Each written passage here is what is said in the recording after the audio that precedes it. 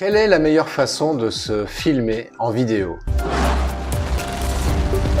Est-ce qu'on doit utiliser des choses artificielles, comme par exemple le fond vert? D'ailleurs, je t'invite à revoir la vidéo sur laquelle j'explique comment utiliser le fond vert avec un logiciel de montage vidéo.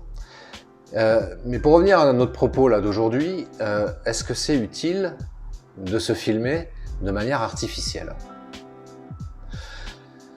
De temps en temps, moi je pense que de faire des choses sans artifice, tu vois, comme là je n'ai pas de fond vert, je suis tel que je suis, sans artifice, j'ai rien préparé, strictement rien.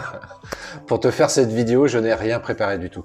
Mais en fait, ce que je voulais te montrer à travers ça, c'est que on peut tout à fait faire des vidéos de cette façon-là aussi. Ça marche également. Ça marche également parce que l'avantage de faire une vidéo comme ça sans vraiment faire de préparation préalablement, tu es tel que tu es, au naturel. Et c'est important pour ton audience de te montrer aussi un petit peu naturellement, sans artifice, sans avoir fait une préparation, tu vois, comme je pourrais faire là avec plein de feuilles, des documents, machin. Non, là pour cette vidéo, j'ai dit nada. Je suis comme je suis, point barre. Donc de quoi je pourrais te parler pour le coup? Qu'est-ce qui me préoccupe par exemple précisément là, maintenant, tout de suite, aujourd'hui?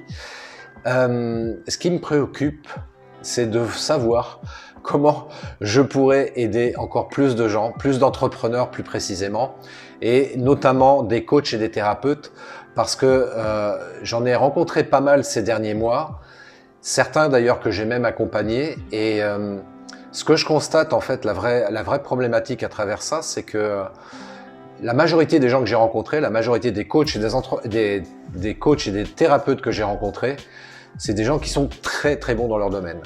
Franchement, en discutant avec eux, je dis, là il n'y a aucun problème sur la technicité, sur le savoir-faire, c'est des gens qui sont très très bons. Par contre, là où le bât blesse bien souvent, c'est toute la partie... comment je pourrais appeler ça, entrepreneurial en fait, tout simplement, qui se résume en 2-3 points, donc le marketing et la vente. Bon, le troisième point, je pense à la vidéo en fait, pour tout te dire. Parce que malgré tout, ça en fait partie aussi des points sur lesquels ils pêchent aussi également souvent, pour différentes raisons. La partie marketing, bien souvent, ils savent pas comment communiquer sur Internet. Ils savent pas comment communiquer tout court même d'ailleurs. Parce que ce soit sur le digital ou en présentiel, ils savent pas.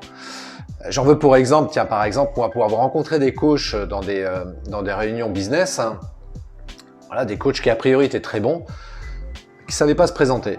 Donc c'était pas très vendeur en fait leur présentation, et ça donnait pas envie pour le coup de travailler avec eux.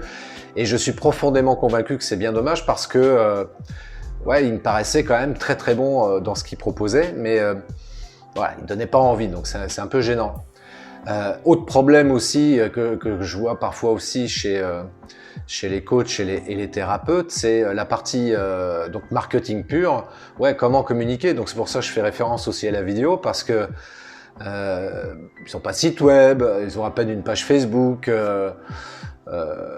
Et puis, comment tu fais pour trouver des clients, en fait?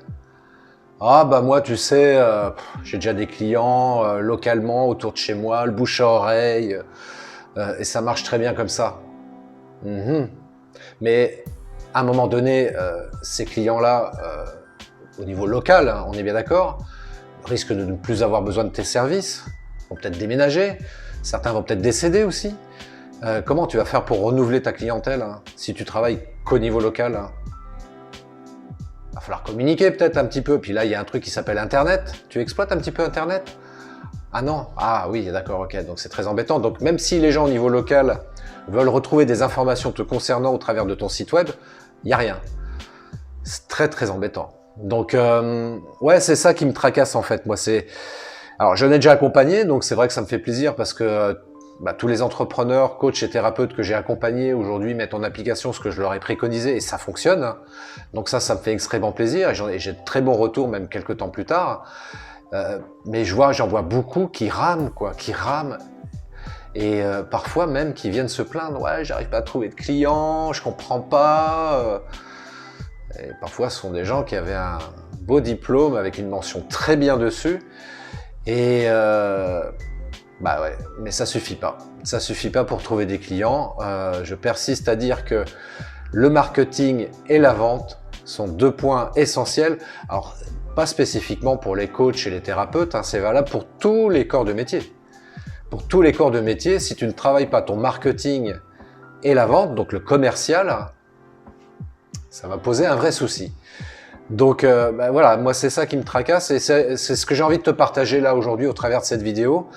Et je t'invite d'ailleurs, si tu veux qu'on échange là-dessus, voilà, il n'y a aucun engagement de ta part, ni du mien d'ailleurs pour le coup, mais je t'invite quand même à réserver une session gratuite que j'offre de 45 minutes.